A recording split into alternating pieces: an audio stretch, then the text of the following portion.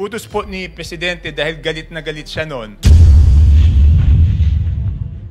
Kasi nga, nabawas yung mga flagship projects, tinanggalan ng pondo. Mga dam po yun na malalaki.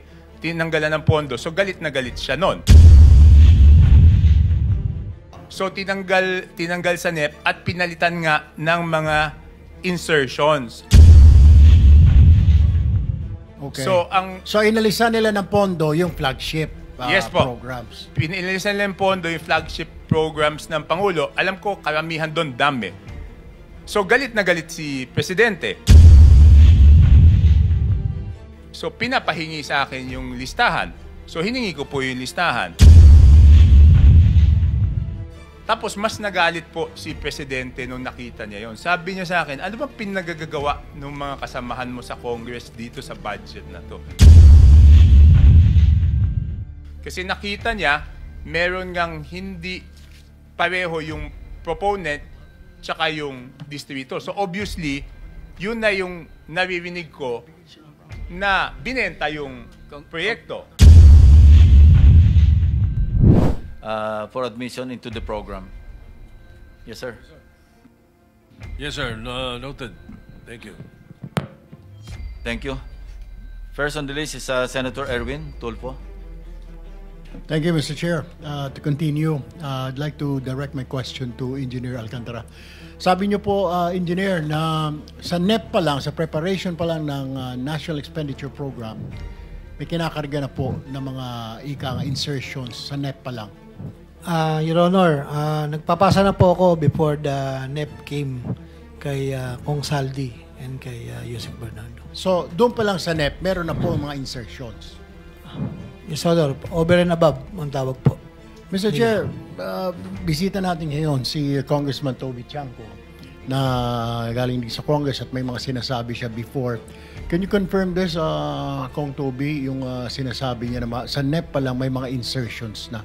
Paano ba ito natin mahihimay? Paano ba natalisod?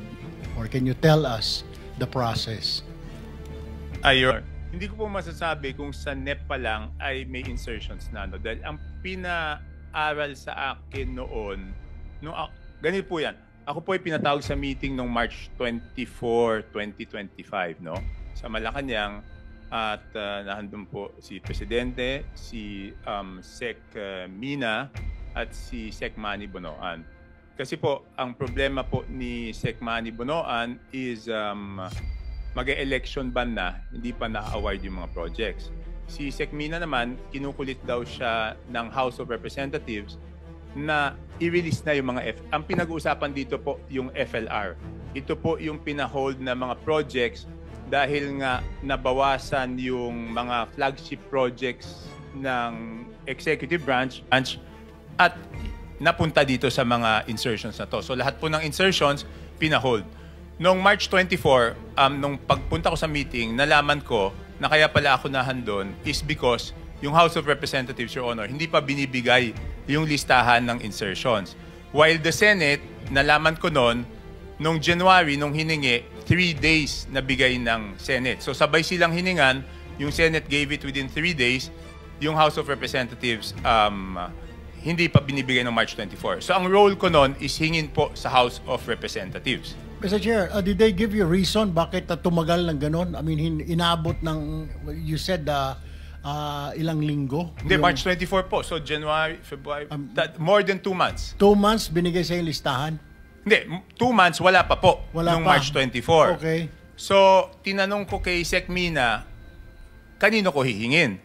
Sabi niya, ang kausap sa House is si Congressman J.J. Suarez. So, paglabas ko ng Malacanang, hiningi ko kay Congressman J.J. Suarez yung listahan. Sabi niya, bakit? Sabi ko, kasi walang i-release na FLR kung hindi nyo ibibigay yung insertion sa BICAM. So, ang nangyari, natandaan ko, March 24 yon, March 25, nag-request sa akin ng meeting si Congressman Suarez tsaka si Congressman Dong Gonzales. So, gusto nila akong makausap sa Manila Golf. Pilit nila akong tinatanong, bakit kailangan yung listahan? Sabi ko, yan ang utos. So, kailangan ko lang sumunod.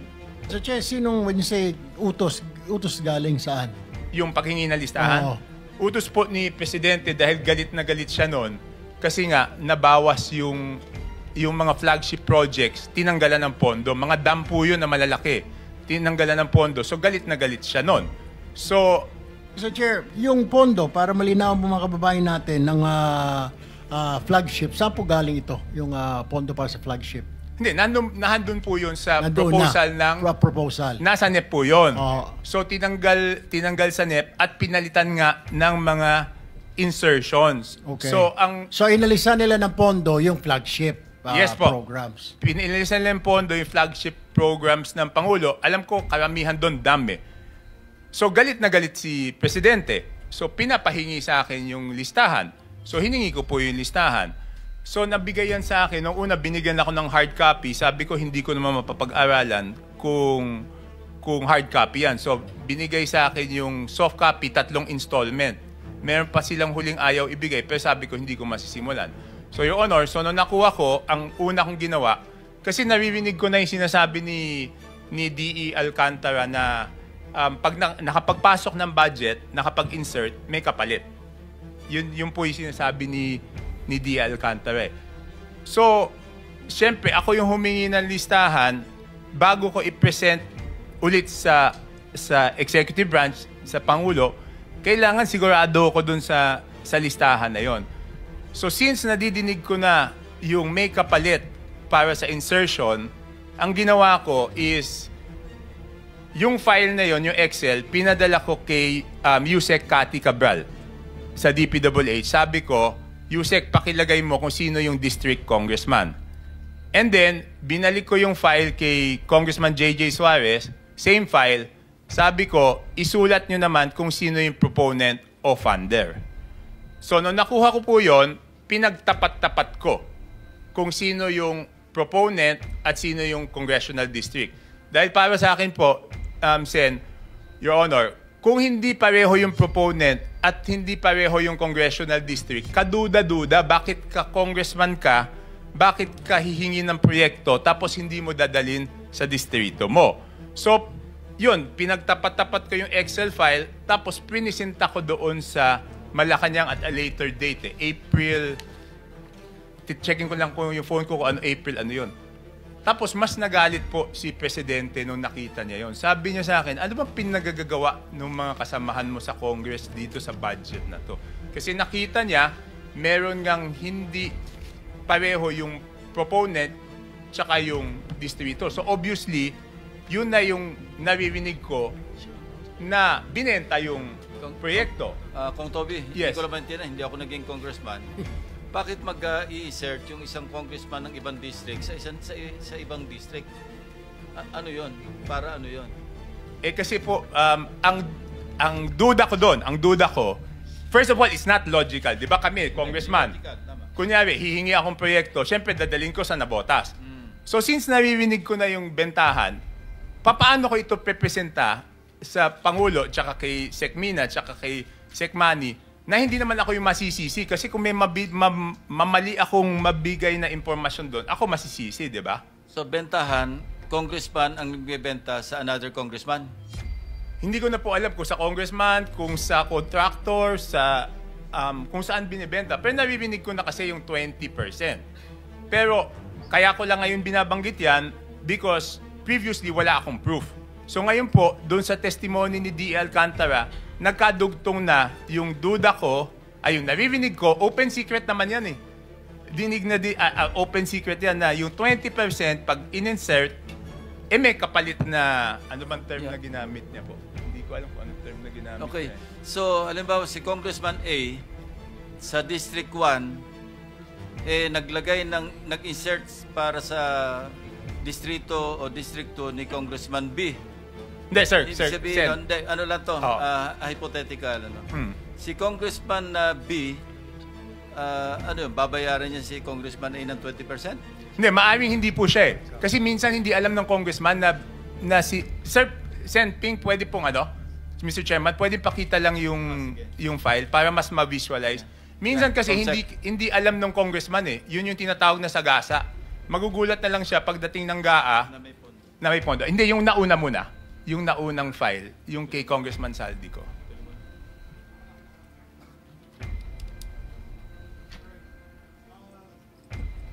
Yan po. For example, sige, next slide. For example po, si Saldico ang proponent pero ang congressional district na napuntahan is Abra. Ang total po niyan is 3 billion yata. Pag tinanong mo naman yung congresswoman dyan, hindi naman niya request. Ito naman, Saldico rin, napunta sa Occidental Mindoro. Pag tinanong mo na naman yung congressman, hindi rin niya request. So it's not logical, Your Honor, na yung congressman hindi magre-request tapos babagsakan ng pondo. Tapos yan na naman, 3.1 billion.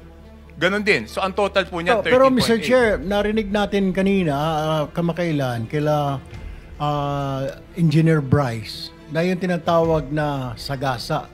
Ibabagsak yung pondo without the knowledge of the congresswoman or the congressman. Tama po ba, Engineer Bryce? Yung sinasabing may sagasa. Opo, Your Honor. Okay. Pero tapos iba pa rin yung parking, di ba? Na pinapark yung budget. Opo, Your Honor. Thank you. Your Honor, ang intindi ko, pwede niya i-confirm, yung parking, kinausap muna, nakiraan. Kaya tinatawag na parking, nakiraan doon sa district congressman. Yung sagasa, kumbaga sa hit and run yun. Ibig sabihin, walang... Hindi, Tito SP, makikita na lang po niya yan doon sa GAA. Kasi magugulat siya, paglabas ng GAA, biglang lumobo yung distrito niya. Ganun ang mangyayari doon. Yun yung tinatawag na Mr. Chair, sagasa. walang paalam. So malalaman niya na lang pag nandoon na sa GAA Opo. na nadagdagan. So hindi niya pwedeng angkinin ng district congressman yon or congresswoman. Hindi. Dahil may-ari nun. Hindi. Sa tingin ko, kung hindi yan substandard, kung hindi sumabog to na may substandard, may ghost, syempre for political purposes, aangkinin niya yon na siya nagpagawa. For political purposes lang, for political mileage, sabihin niya sa mga kababayan niya, ako yung nagpagawa nito. Pero ngayon, lumabas yung mga ganyan, nung tinanong ko sila, kasi tinanong ko yan eh. Siyempre, tinanong ko sa kanila, para lang sigurado ko na hindi nila request. Kasi baka request nila. Tinanong ko, sinabi ko, request nyo ba to? Sabi nila, hindi.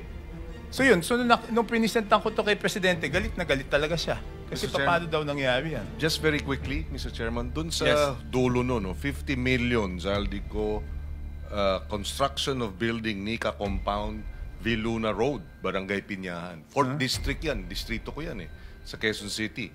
District 4 yan. So yan, sinasabi ninyo, posibleng hindi alam nung congressman dahil sinagasa. Yes, posible, pero hindi ko na natanong yan, Sen Kiko, kasi ang tinanong ko lang yung sobrang lalaki.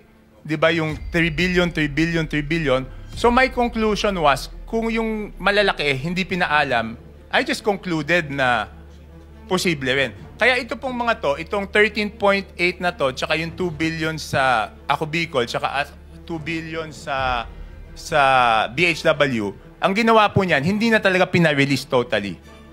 Pina-hold na po yan totally at hindi na pina-release. Kasi nga, nung nakita namin yung presentation na ganyan, ganon yung lumabas. Okay. So, itong ganito kalaki, balik ho ninyo ulit yung 13 billion. Normal po ba ito? Or have you seen this before? I mean, ilang taon na kayo sa Congress? Nakailang balik na ho kayo. Normal po ba ito? 13 billion na care of a proponent isang congressman lang? Hindi po, yan na po yung pinakamalaking nakita ko. Tsaka yung nakakapagtaka dyan, kung babalik tayo doon sa Occidental Mindoro tsaka Oriental Mindoro, ngayon lang ako nakita ng GAA na 20 billion. Kasi yung dalawang linagyan niya yan ng 3.2 tsaka yung isang 3 something, nagsimula ang NEP nila 1.5 yung isa 2.5. Meron yata. 1.5 yung isa, 2.5 yung isda. Tapos nung... Okay, yung Occidental Mindoro DO nagsimula 2,530 million ang NEP.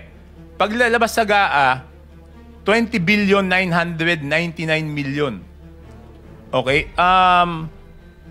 Tapos yung isa, Oriental Mindoro DEO, 1,583. Ang GAA niya, 20,795,429. Kahit yung 10 billion, halos wala niyan eh. So kung makakakita kayo ng 20, ito pinakita rin ko pala kay Presidente to, sabi ko nakakagulat. So talagang, nakakagulat itong area na to, paano lumobo ng ganito. Chair, isang tanong lang po. Yes. Interjections. Kahapon, ay nung isang hearing kong Toby, nakita namin kung paano lumolobo kasi yung una, yung ceiling ng SANEP, 4 na beses dadagdagan eh. Una, yung allocable na tinatawag, 300 billion yun eh. Pagkatapos merong leadership, parang 100 billion. Ito po ikinonfirm ni Secretary Bonoan at saka si Yusek Kati. Pagkatapos, andun yung UA, ito yung unprogrammed appropriation. At yung pinakamalaki, yung pang-4, ito yung difference nung sinasabi mo na difference between the NEP and the GAA, ito yung FLR. Another 400-something billion. Nung itotal ko, 1 trillion, yun po yung taba. Ito po yung excess part ng ating budget. Salamat po, Mr. Chair. But Mr. Chair, ang nakuha ko lang kasi kaya ko lang naman nagawa to because inutusan ako na kunin yung insertions. In the previous year, hindi ko makukuha to kasi wala namang utos sa akin na kunin eh. Ito, napilitan lang silang ibigay yung 2025. Kaya nakuha ko yan. Kaya napag-aralan ko mabuti, Your Honor. Mr. Chair, Senator De La Rosa, with the very permission quick of lang kay Senator Turco. Congressman Chanco. Sir, itong list na pinakita mo, ito ay program Yes po. appropriations. Program po yan. Hindi ito galing saan program ha? Hindi Program po yan talaga. galing sa Nakalagay UP. sa GAA. Nakalagay po yan sa GAA. Yan po yung mismong mga description, yan po yung mismong amount na nakalagay sa GAA. Ang pina-fill up ko lang doon sa Congress is kung sino yung proponent. So mismong galing po sa GAA yan. Pero hindi po na-release dahil nga nung nakitang ganyan, pina-hold ka agad yan. Okay. Thank you, Mr. Chair. Thank you, Mr. Chair. I have one quick question lang po. Babalikan ko lang po si Sir Orly Gutesa. Sir Orly, nabanggit niyo ninyo kanina, ilang deliver po kayo kay Speaker, bahay ni Speaker Romualdez from Saldico? Your Honor, tulad ng sinabi ko po kanina, is 3 times po. 3 times po kayo nag-deliver. Ilan pong maleta po yun? Yung una po, nung una is 35. 35 na maleta? Opo. Pagpapunta kay Speaker? Opo, Your Okay. Honor. Pangalawa? Yung pangalawa is, ang pangalawa, di ko gaano siyang ma-recollect kasi parang nasa 12 or 13. Kayo yung escort Opo, nitong opo, okay. opo. Pangatlo po? Ang pangatlo nasa 15. Okay. Ganun po. Puro sasakyan po ni Kong Saldi ang ginamit ninyo? Opo, yung mga ginagamit yung sasakyan ni Kong Saldi. Anong sasakyan po yun? Yung backup Yung niya? isa yung yung light high is na kulay white na bullet drop. Oo. Tapos may ginagamit kami na red plate dati na yung Yung kinakargahan ho ninyo. Kasi kailangan natin ma-establish ito para kasi mamaya pag inimbita ho natin para tumugma-tugma. Opo, yun po yung mga ginagamit. Tapos yung GMC yata yun or Suburban na malalaki. Yung 37 po, nagkasya po doon sa Light Ace at saka Suburban. 37 na Bali 3 sasakyan po yun, Your Honor. 3 sasakyan po, Opo. nagkasya doon. Nagkasya po. Lahat, okay. Opo. So, ilang buwan po yun? Kung matatandaan nyo, 3 times a week, ilang buwan po? 7? Yung 3 deliver ko po is sa period lang po siya ng December po siya eh. So, December, 3 beses ka nag-deliver sa bahay ni... Hindi lang po kasi pag hindi na po ako duty sa basura, may mga ibang tropa kami na nakadetail, sila rin na nagde-deliver. Oh, okay. Wala ko kayong idea kung magkano lahat yon. Wala po kayong idea. O may idea kayo kung magkano yung bit-bit ninyo, di-deliver nyo po doon sa bahay ni Speaker. Yung sa 35, yun nga ho, na may nakalagay po na, may nakalagay doon sa post-it doon sa bawat malita. Okay. Which is, nakalagay po sa kanya is 48. Mhm. Ang taas po nun is malaki, yung mga rimuwa na maliit na Malita. malalaki. 48 million ang isa. Siguro po, yun ang ano niya. Parang big time pala. Kasi ang bigat po niyan, God, Paki-describe mo nga, gaano kalaki, anong Describe mo kung nakatayo yung bagahe. Pag tumayo po ako, yung isang malaking big na malita is kasing ganito ang sukat. Yung pinakamalaki. Opo. Tapos pag binuhat ko po yan, ang bigat niyan is almost parang isang sakong bigat sa 50 kilos. Yung bigat. Opo.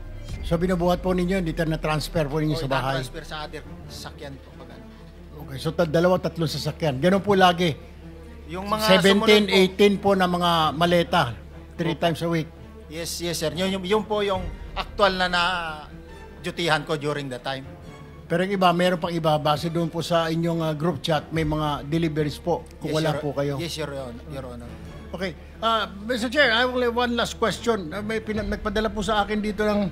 Natatawa kasi si Mrs. Diskaya, kapisado rin nila yung mga sizes.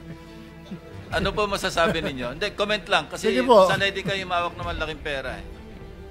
Kadalasan po, sa 1 million po na tagwa 1,000 pesos, ang bigat po nun ay 1 kilo. So tama nga. Yung mananabong na dati namin kasama rito. 1 kilo, 1 milyon. 1 million, so 50 kilos na. 50. Okay, before I end my questioning to Mr. Orly, okay. Alright. Ito po, ang tanong ko lamang. Sir, sabi niyo kanina, si Saldi ko lang po naging VIP ninyo. Wala po kayong pinagbantayan from Coca-Cola. Diretso po kay Saldi ko. Yes, Your Honor. Okay, kasi po pinadalan po ako dito sa Malacanang po ito. Mukhang ang background po sa inyo pong biodata. Meron po ditong background, work experience. Kayo po ito Master Sergeant Orly Gutesa. Tama po, Philippine Navy, retired. Yes, Your Honor. Experience nyo po, enlisted personnel, Philippine Marine Corps, BIP Security, BOC, BIP Security, OBP, BIP Security, Presidential Communication Operation Office, BIP Security, Bureau of Correction. During my active duty in military service, sir. Okay. Akala ko po parang galing sa Coca-Cola. So, okay. Wala na po. That's all, Mr. Chair. That's all my question. Thank you. Thank you, Senator Tulfo. Senator J.V. Arcito. Mr. Chair, consider that si Congressman Tiangco requested that meron pa siyang prior commitment at 4. Pero ano naman, lagi naman kasi magkausap na ito. Siguro yung clarification na lang kung ilan yung total na FLR na na-hold na that is attributed kay Saldi ko, ilan yung total. Ayun. Yung Your Honor, yung total na hold na attributed kay Congressman Saldi ko is yung 13.8, yung 2 billion na ako Bicol, tsaka yung 2 billion po na BHW. So that's about 17 plus billion po. O halos 18, Your Honor. Pero I understand yun na lang yung nahabol no? Hindi na nakita yung iba. Ang estimate yata is, correct me if I'm wrong, parang 60 billion dapat yung hinahanap total. Hindi, pero hindi ko masabi, Your Honor, kung nahandoon yun sa BICAM kasi yan lang yung nakita ko na attributed to Congressman Saldi ko doon sa BICAM ng House of Representatives. Kasi ang hawak ko lang na file is yung sa House of Representatives, Your Honor. Siguro last na kasi I will just wait for also si Yusek Bernardo because yung iba pong inaano natin system. Yung nagalit si Presidente, aside from yung pong priority programs niya, yung mga dams that was transferred or lodged in the unprogrammed appropriations, no? Tama ba yung foreign assisted projects kasama rin, no? Ayan, naalala ko to dahil ako yung nag-defend ng DOTR na pinalipat nila from priority appropriations, pinalagay po sa yung foreign assisted sa unprogrammed funds. At isa ito sa ikinagalit ng ating Pangulo dahil alam ko po yung JICA ay lumapit sa kanya at ito po ay it was brought to his attention. Yes, tama po yun, Your Honor. Pati yung foreign assisted local counterpart ng foreign assisted projects, ibig sabihin yun po yung commitment ng ating bansa doon sa foreign assisted projects, linipat po from the programmed appropriations doon sa GAA at linagay po sa unprogrammed appropriations. So dalawa po yung ikinagalit niya, yung foreign assisted tsaka yung flagship na nawala po, Your Honor. So ibig sabihin ay si RSP. Mr. Chairman, sinasabi ni Congressman Toby, nilipat. Sino gumawa? ang pagkaintindi ko po is yung sa Committee on Appropriations kasi nung pinag-usapan niya nung una, nasa amin pa yung budget eh.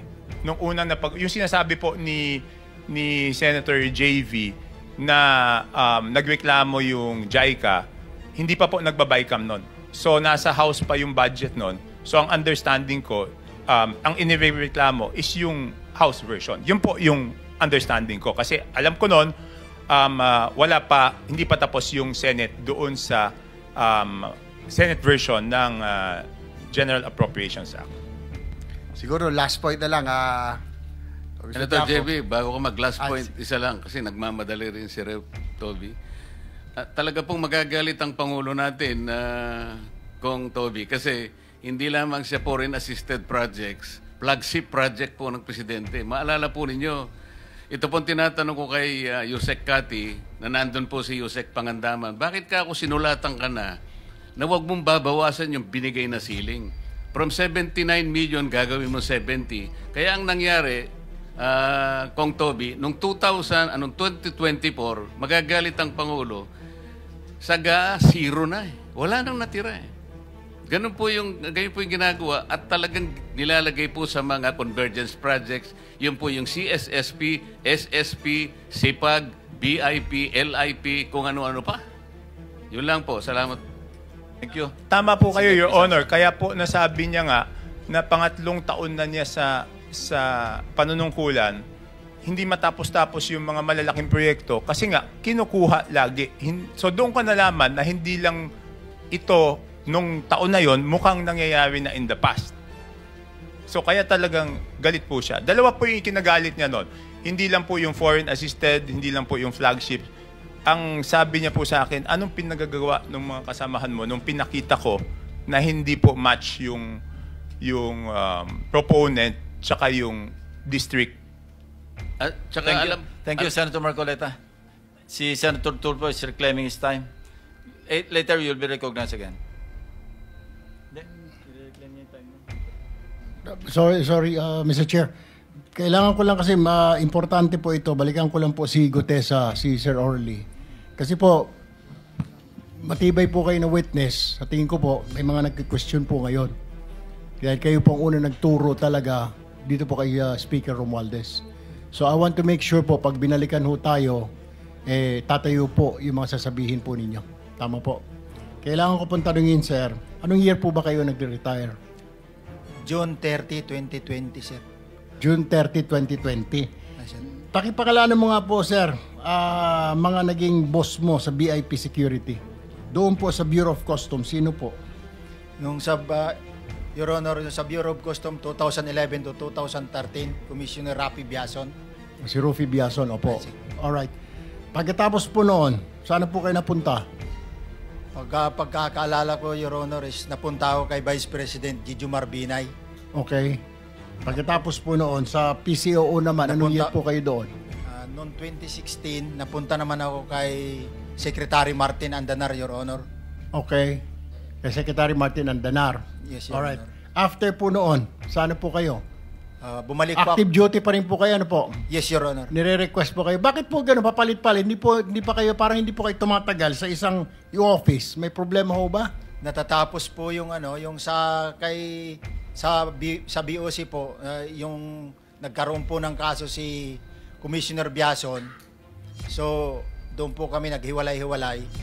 Then kay Jijomar Binay naman po, Vice President during time of Jijomar Binay, natapos po yung term ng 2016. Opo. At pagkatapos po kay Sik Andanar naman po ay nag-schooling po ako during that time po. Kaya nag-request po ako ng termination ng duty. Hindi na po kayo bumalik? Hindi na po ako nakabalik po sa kanya. Okay, pagkatapos po noon, bakit Marines po kayo, napunta po kayo sa Bucor? During time po kay, kay Yusik Paildon po. Okay. Nirequest din po ako noon ni Yusik Paildon na samahan siya within 9 months po yata yun, pagkakaalala ko. Okay. Tandaan niyo po yung mga sagot po ninyo, kasi baka cross-examine po kayo in the future, matibay po sa tingin ko po, nagsasabi naman po kayo ng totoo. Siguraduhin lang po ninyo na hindi po nabago yan. Ano po? kasi hindi po ninyo naisama sa inyong affidavit. Ano po? Yes, Your Honor. Maraming salamat po. Mr. Chair, that's all. I will Sir, So, we'll Mr. Chairman, go ahead. kunti lang, kahit dagdag lang doon. Ano ka, mandatory retirement ka? Optional retirement, sir, Your Honor. What age ka nag-retire? 42, Your Honor. 42. Bakit ka nag-early retirement? Dahil based po doon sa nangyayari po sa IEP dahil no, nagkahigpitan na po. Tapos may mga offer na po sa akin na during nung nakapagtapos po kasi ako ng pag-aaral doon sa Ilagan City. So, nakakuha po ako ng opportunity during the time. Okay, basta Senator Bato. retirement. Thank you. Nakatatlo ka na. Si Senator JB, balik sa'yo. Siguro, last point na lang kay Congressman Tiangco, no? Yung po tungkol sa Mr. Chair, dahil importante ito yung pong priority programs and foreign assisted fund na yung pagkakalagay sa unprogrammed appropriations, very, very controversial. Ang nangyari po daw tayo, ko siguro i-confirm ni Congressman Tiangco, sabi daw ng APRO chair nun, ilagay na natin yung foreign assisted at priority programs sa unprogrammed, total sigurado naman yan na pupondohan. Kaya ilalagay na lang yung aming mga projects o listing sa program appropriations. Yan ba yan? Pwedeng maging totoo, Congressman Tiangco? Yes, it seems to be that way, no? Kasi pinagpalit ibig sabihin dapat secured yung pondo po dapat nandun tayo sa regular tapos linipat po nila sa unprogrammed, and then yung mga insertions, yun po yung linagay po nila doon sa program. So ganun po yung nangyayari doon. Ano more questions sa Mr. Chair? You're done. So, next in line is Senator Bam Aquino. Yeah, magandang araw for Congressman Tiangco. So yung tinatawag po na FLR, that's for late release, di ba? Yun lang po yung ginamit na term doon sa insertions. Ibig sabihin, hanggat hindi napapag-aralan mabuti, i-hold yung lahat. Okay. Lahat ng insertions. And hinold siya based on the proponent, hindi siya hinold based on the project. So for example, nung nakita na may mga flood control, hinold rin po ba yung mga flood control doon? In FLR rin yung flood control? Di po, ganito po yun. Ang in FLR is the whole insertion. Okay? So, siyempre, ako po ang magpe-present, di ba po? So, hindi ko naman masasabi kung kalokohan yung project o hindi po kalokohan. Pero para sa akin, pag hindi po pareho yung proponent at yung district, Yun yung hindi senyales. imposible para sa akin, talagang red flag, ibig sabihin, hindi na pwede yun. So yun po yung recommendation ninyo. That's the basis of your recommendation to the President. That was my presentation na parang pag hindi pareho yung proponent at yung district congressman, pag pinagtapat-tapat, lalo na kung district congressman siya, para sa akin, kalokohan na talaga. Suspect. That's the 13 billion. Yes, 13.8 Congressman. plus 2 plus 2. Tapos party list, imposible naman na may 2 billion kasi alam ko 150 lang po ang party list. So nung nakakita ako ng 2 billion, hold din yon. Yung mga maliliit lang naman yung halaga. Tapos pareho po yung proponent at pareho yung district na pinuntahan. Based on that only, I don't know the project. Based on that, at hindi masyadong malaking amount, sa tingin ko, okay. So ang mangyayari po nun, mapupunta po yun sa DPWH at sila na ang hihingi ng requirements. Kasi nung in FLR yan, ang tanda ko, wala lang po dito si Sec Manny Bonoan, former Sec Manny Bonoan. Nung in FLR yan, gumawa siya ng bagong guidelines para strictuhan. Ang isang kailangan nun, kailangan ng approval nung basta madami, siguro mga 5 requirements yon. So sila na ang magve-vet kung yan ay valid projects o hindi. Hindi siya automatic na porket pareho yung proponent at pareho yung district, go na siya. Ang ibig lang sabihin, hihingin na ni Manny yung mga dokumento. Parang step by step. Yes. No? Kaya ang nangyari nun, nakikita ko na minsan meron pinago, tapos makikita ko doon sa report nakasulat non-compliant. Ibig sabihin pala, hindi maibigay yung mga requirements na hiningi ng DPWH. Kaya yung 18 na yan, hindi magmamatch doon sa naka-FLR pa sa DPWH, kasi pagkatapos nasabihin na mukhang okay to, hihingan nila ng requirements. Hinigpitan nila yan eh. Dahil nga medyo may duda na, nagdagdag sila ng requirements at nakakita ako ng non-compliant. Kasi minsan, sa akin nagpa-follow up yung congressman, so ang gagawin ko, babalik ako sa DPWH, ano nangyari dito, kala ko okay, sabihin niya, hindi, non-compliant. Binabalik ko doon sa kung ano yung kulang na requirements. That's clear, Yeah. Congressman. My question is, since ang hearing ho natin tungkol sa flood control, nagkaroon ho ba kayo ng analysis about flood control, the type of projects na nandoon sa insertions ho natin? Ay, okay. Mabuti po na tanong yan. Napag-usapan yan in one meeting. Sinasabi nila na mukhang high profit yung ginamit na term doon sa flood control. Ako naman, so pinag-uusapan namin, anong gagawin moving forward? Ang sabi ko, kasi nung dumating si Sec Manny Bonoan dyan, pinahinto niya kaagad yung rock netting tsaka yung slope protection. Pinagbawal niya yung dredging. Tapos, pinag-uusapan na for the 2026 budget, anong gagawin doon sa flood control. Ang sabi ko is, ang dapat ayusin is yung DUPA, yung Detailed Unit Price Analysis. Because assuming i-ban natin totally yung flood control, pero yung DUPA hindi po naayos, hahanap lang sila ng ibang project na pagkakakitaan po nila ulit eh. Number 1 yan. And number 2, this one, I can say now, ang sabi ko, pag hindi nahinto yung bentahan ng project, hahanap ng ibang project na pwedeng ibenta. So by putting down the DUPA, yung unit price analysis, pag binaba, hindi naman, kasi pag binenta, pag nakita yan yung unit price analysis at hindi kikitain, may eliminate yung pagbenta. Yes. So ang akin, yung original sin is yung pagbenta nung project. Kasi 20 to 25% kaagad yun eh. Eh yung kinumpute natin, yung contractor, your honor, is 8 to 10%. Yung DPWH, kung ilan. Ang pinakamalaking nawawala is doon sa pagbenta o doon sa sinasabi nila na insertion na merong kaagad 20 to 25%. So yun yung dapat na ma-eliminate. Kasi yun yung pinakamalaking nawawalang pera at doon nagsisimula lahat nung, di ba, pag binenta, binili, yung iba hindi naman lang gagawin, ibebenta ulit. Hanggang later on, wala na matitira doon sa proyekto. Pero ang pinakamalaking nawawala is doon sa bentahan, Your Honor.